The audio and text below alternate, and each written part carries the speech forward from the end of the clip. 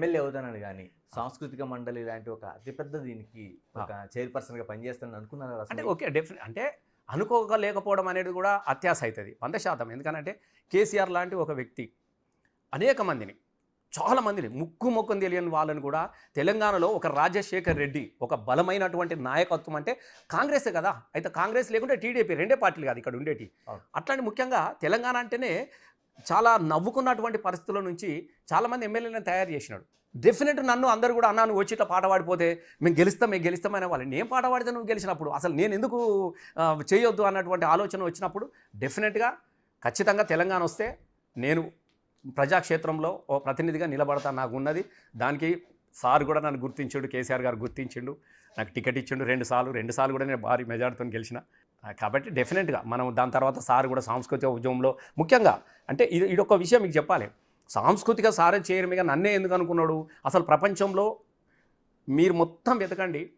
ఉద్యమంలో భాగస్వాములైనటువంటి కళాకారులకు సరే కొన్ని వేల మందికి మనం ఇవ్వలేకపోవచ్చు. దాని ప్రధానమైనటువంటి కొంతమందిని అన్న అరే వీళ్ళు ఉద్యమంలో రాత్రనక పగలనక ఆడపిల్లలు తిరిగిర్రు, ఎంతోమంది ప్రాణాలు కూడా పోయి యాక్సిడెంట్లలో ప్రాణాలు పోయినాయి, తిండి లేక తిప్పలేక పొల్లగాలు గొంతులు సవరించుకొని నీళ్లు తాక్కుంటా కడుపు కట్టుకొని పాడికి పిల్లలు వీళ్ళు కూడా ఈ తెలంగాణలో ఎందుకు భాగస్వామ్యం చేయొద్దు. రసమైన అంటే ఎమ్మెల్యే అయిపోయాడు, పాలనలోకి నన్ను కూడా భాగస్వామ్యం చేసిండు, కొంతమంది చైర్మన్లు అయ్యారు, కొంతమంది అయ్యారు. కానీ పాటనే జీవితంగా ఊపిరి పోసినటువంటి ఉద్యమ కళాకారులకు ఇవ్వాలని సాంస్కృతిక సారథి ఏర్పాటు చేసినప్పుడు రసమయ్య వీళ్ళంతా పిల్లలు తల్లికోడిలాగా నువ్వు సాంస్కృతిక ఉద్యమాన్ని నడిపినవు, నీకు వీళ్ళందరూ తెలుస్తారు కాబట్టి నువ్వు ఉండి ఈ పిల్లలందరికీ ఒక లైఫ్ ఇవ్వాలి. మనము ఇలా ఎవరెవరు ఉద్యమంలో కొంచెం ముందు వరుసలో ఉన్నారు మొదటిసారి ఒక 500 మందికి ఉద్యోగాలు ఇద్దాము, ఇంకా తర్వాత మళ్ళీ ఇద్దాం, ముందైతే ఒక 500 మందిని ఎవరెవరో చూసుకుంటాను అన్నప్పుడు నన్ను పెట్టడంతో నాతో పాడిన పిల్లలు ఉన్నోళ్ళు తెలిసిన పిల్లలు వాళ్ళకు అట్లా అంటే వాళ్ళకు ఒక జీవితాన్ని ఇవ్వడానికి కోసం ఏర్పాటు చేసిన సాంస్కృతిక రథ చైర్మన్కు నేనే పాటగాని కాబట్టి నన్ను పెట్టడం జరిగింది అన్నట్టు సార్. అట్లా నాకు అవకాశం వచ్చినది.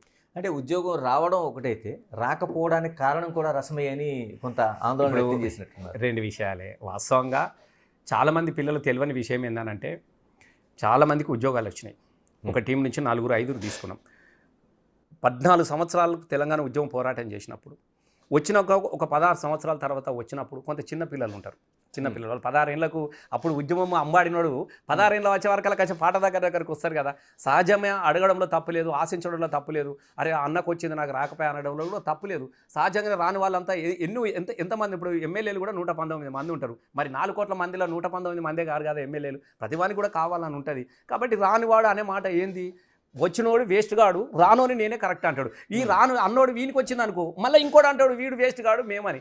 కాబట్టి సహజంగా పిల్లలకు ఓ రాలేదన్నటువంటి ఆవేదనతోని అనడంలో తప్పు లేదు. సారు మనకు ఒక లిమిట్ ఉన్నప్పుడు ఇప్పుడు ఇంతమంది ఉన్నారు, ఇంతమందికి మనం ఇవ్వగలిగినాం అంతవరకు. ఇక కాబట్టి అవన్నీ పెద్దగా మనం పట్టించుకోవాల్సిన అవసరం లేదు. సరే ఇంకా సార్ను కూడా సార్ ఇంకొక 400-500 ఇస్తే మా పిల్లలు కూడా అందరికీ అయిపోయాడుగా అన్నట్టు ఆలోచన కూడా మాకుండే. బహుశా ఈసారి గెలిస్తే ఆ అవకాశం ఉండే.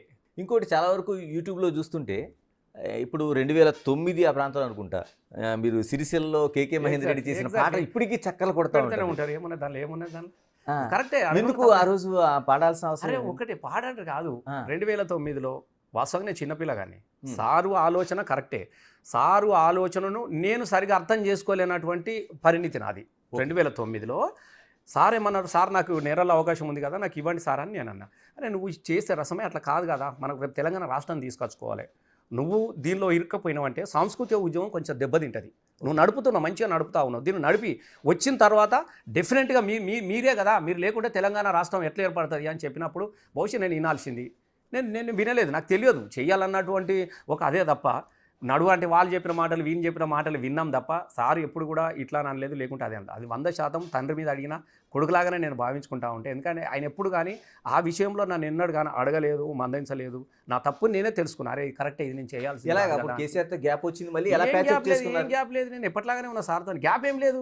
ఆ నెల రోజులు మాత్రమే నేను అందరూ రెగ్యులర్గా మాట్లాడేవాడిని. నేను ఈ పాట కేకే పాడినా ఎవరి వాడినా రెగ్యులర్గా అందరితో పెరిగినోని కదా. ఇంట్లో నేను చిన్న పిల్లగానప్పటి నుంచి సార్కు నేను 7th క్లాస్లో ఉన్నప్పుడు పాట పాడిన కేసీఆర్ గారికి 7వ తరగతి విద్యార్థి నేను.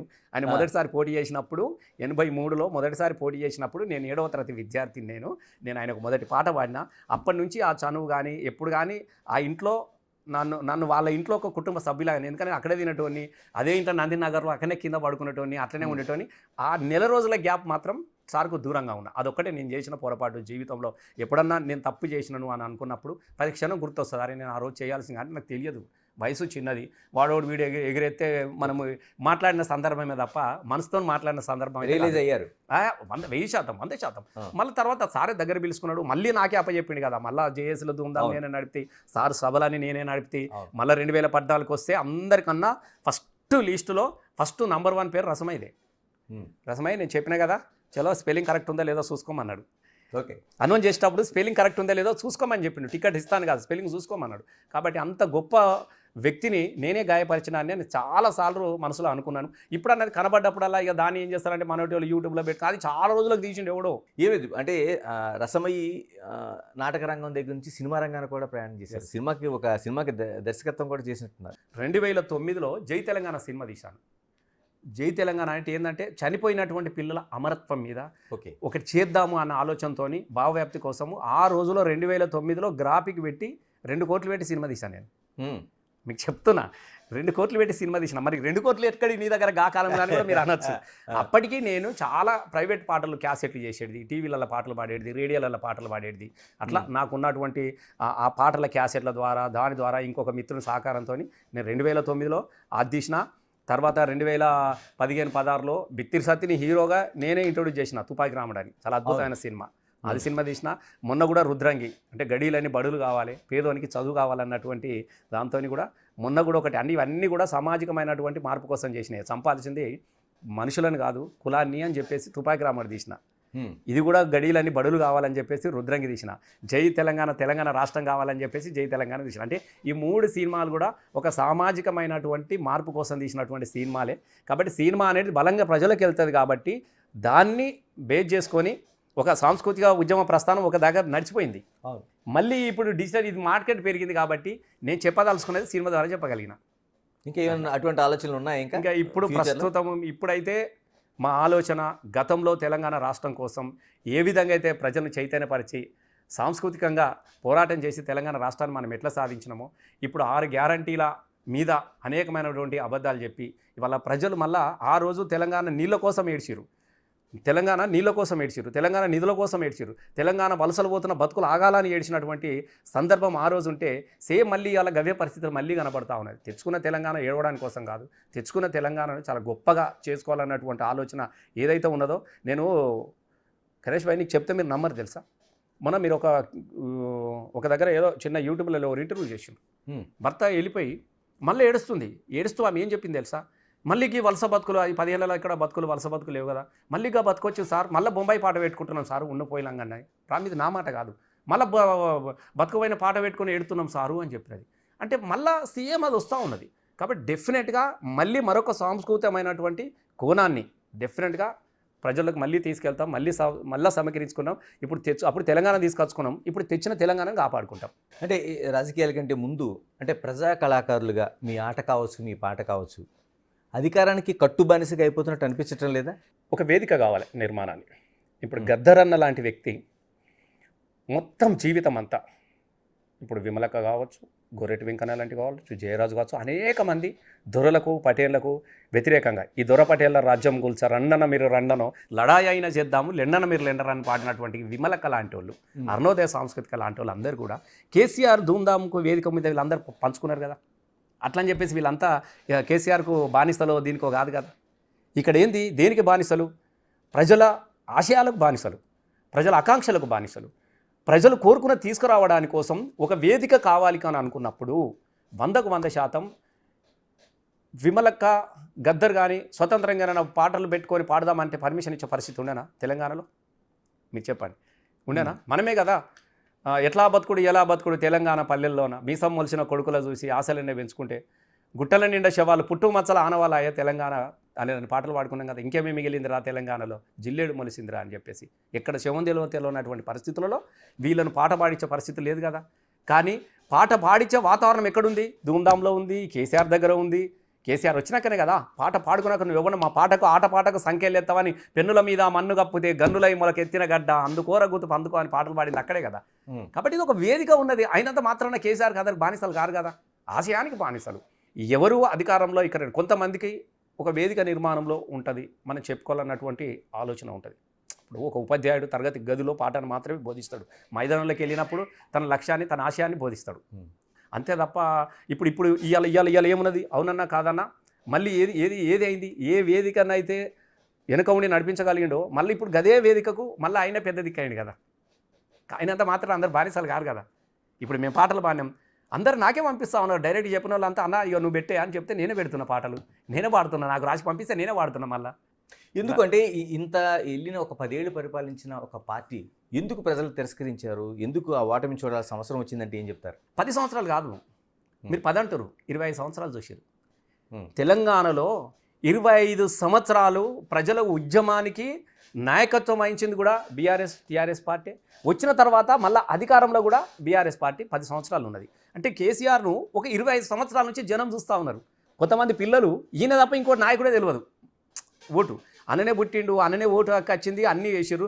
సహజంగానే ప్రజలకి ఏముంటుంది, కొంత ఈర్ష్యలు, కొంత దిగువలు ఇవన్నీ ఉంటాయి.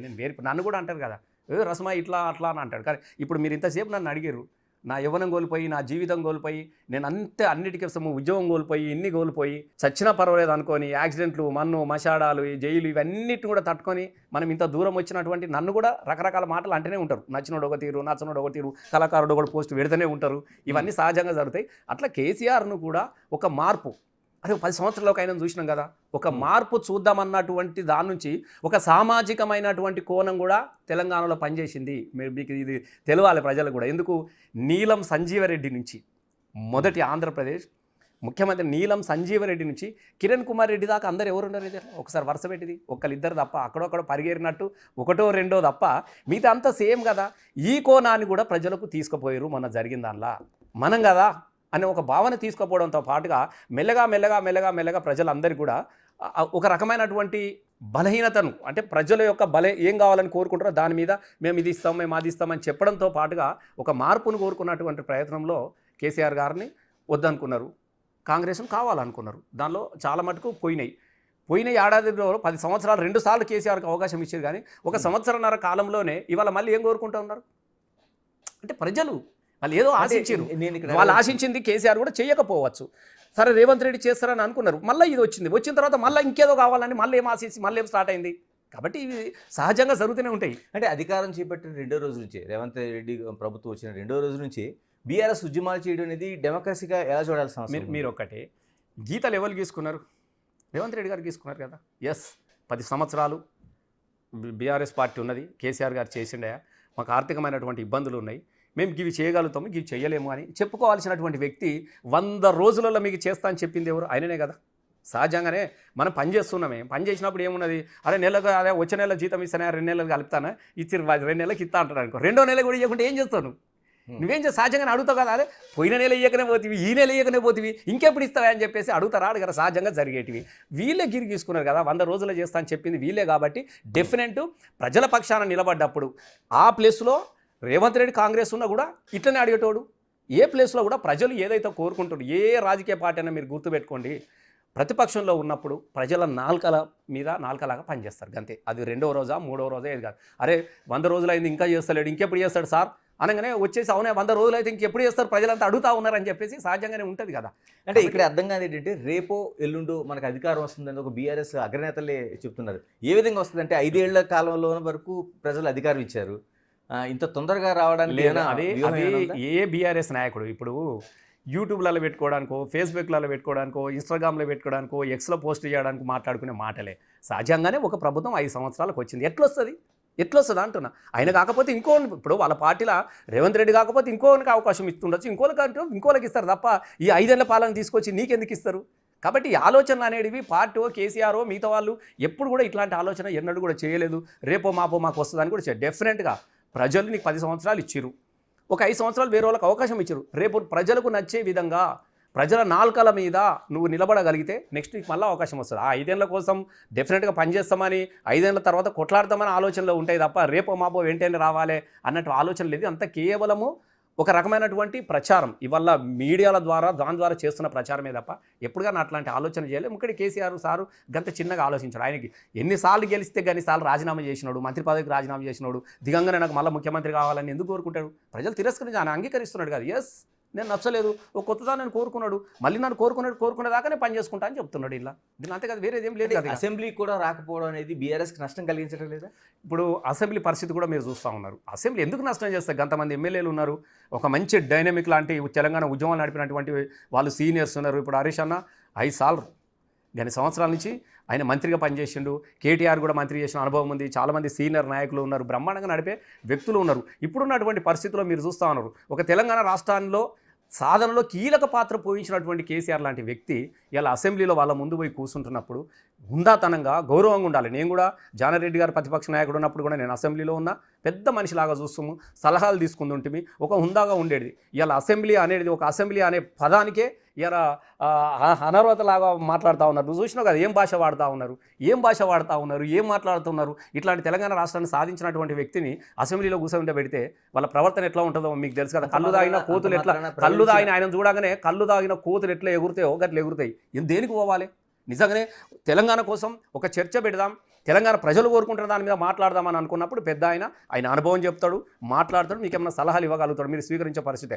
అది లేకుండా నీ పేగుల మీదకేసుకుంటాం, నీ గుడ్లు తీసేస్తా, నీ కాళ్ళు తీసేస్తా, నీ ముడి మీద గీ పదాలు మాట్లాడుతుంటే అసెంబ్లీలో పోయి పెద్ద పోయి కూర్చుండమని చెప్తున్నారు. అంటే అంత మాత్రాన ప్రజలు ఇచ్చిన ఏదైతే ఇది ఉందో దాన్ని కాదని అసెంబ్లీ ఎందుకు అసెంబ్లీ పోతేనే పోయినట్ట. ఇంత అసెంబ్లీ ఎన్ని రోజులు జరుగుతాయి మీరు చెప్పండి?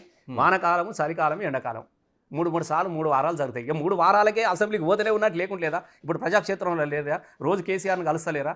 రోజు కేసీఆర్ సమస్యల మీద మాట్లాడతలేడా? కాబట్టి అసెంబ్లీ అనేది 100% ఒక చట్టాలు చేసేదే. మీరు ఏమనుకుంటే అసెంబ్లీ పోగానే అన్ని కాదు. అసెంబ్లీ అనేది శాసనాలు మాత్రమే తయారు చేసే ఒక సభ. అది దయచేసి అన్న పోగానే సమస్య పరిష్కారం అనేది కాదు. కాబట్టి చాలామంది ఏమనుకుంటే అసెంబ్లీ పోతేనే పోయినట్టు, అసెంబ్లీలు ఉంటేనే ఉన్నట్టు చెప్తున్నారు కదా. చాలామంది మాట్లాడిరు, బీఆర్ఎస్ పార్టీలు కూడా మాట్లాడిరు. మరి మాట్లాడిన దానికి ఏదైనా ఇంప్లిమెంటేషన్ ఉందా? ఎస్ కానప్పుడు వచ్చి మాట్లాడతాడు. మరి కేసీఆర్ వచ్చి చెప్తేనే నేను చేస్తా అంటే నువ్వు చెప్పు, 100% వస్తాడు. ఇలా ఇంకా మీ పార్టీ అంతర్గత విషయం కోసం మాట్లాడదాం. కేసీఆర్ తర్వాత ఎవరు అసలు నెంబర్ 2 అంటే కేటీఆర్ అనుకోవాలా లేకపోతే హరీష్ రావు అనుకోవాలా? ఇప్పుడు 1, 2, 3 నంబర్లు ఎక్కడ ఉండే ప్రపంచంలో గుర్తుపెట్టుకోండి. ఇప్పుడు 1, 2, 3 నంబర్లు మనం అనుకుంటున్నాం తప్ప ఎక్కడ ఉండవు. కేసీఆరే. ఎస్, కేసీఆర్ ఉన్నంత కాలం కేసీఆర్ తదనంతరం కేసీఆర్ నిర్ణయిస్తాడు. ఇలా ఎవరు ఏంది అనేది కేసీఆర్ నిర్ణయిస్తాడు. అంతే తప్ప ఈయన నంబర్ 1, ఇలా నంబర్ 2, నంబర్ 3లు ఉంటాయి ఒక ప్రాంతీయ పార్టీలలో. ఎక్కడ ఉండదు. దయచేసి ఇక్కడని కాదు, ఎక్కడ కూడా ఉండవు. అంటే మనం చూస్తుంటే హరీష్ ప్రాధాన్యత కొంచెంగా తగ్గుతున్నట్టు కనిపించడం లేదా మీకు? నాకేమనిపించట్లేదు. ఆ కోణంలో చూసే వాళ్ళకి అనిపిస్తుండొచ్చు ఈయన తగ్గుతుందని. మాకెందుకు అనిపిస్తుంది? ఇప్పుడు పొద్దులేసి ఎవరి పని వాళ్ళు చేస్తూ ఉన్నారు. కేటీఆర్ పని కేటీఆర్ చేస్తూ ఉన్నాడు, హరీష్ అన్న పని హరీష్ అన్న చేస్తూ ఉన్నాడు. సమస్య ఉన్నప్పుడు ఉమ్మడిగా కదిలిపోతూ ఉన్నారు. లేదు అన్న నువ్వు ఈ పని నువ్వు చేసుకురా అంటే హరీష్ అన్న పోతున్నాడు. కేటీఆర్ దగ్గరికి వెళ్తాడు. పార్టీ వ్యక్తిగత ఆయన వర్కింగ్ ప్రెసిడెంట్ కాబట్టి పార్టీ నిర్మాణాన్ని అంత ఆయన చూస్తూ ఉన్నాడు.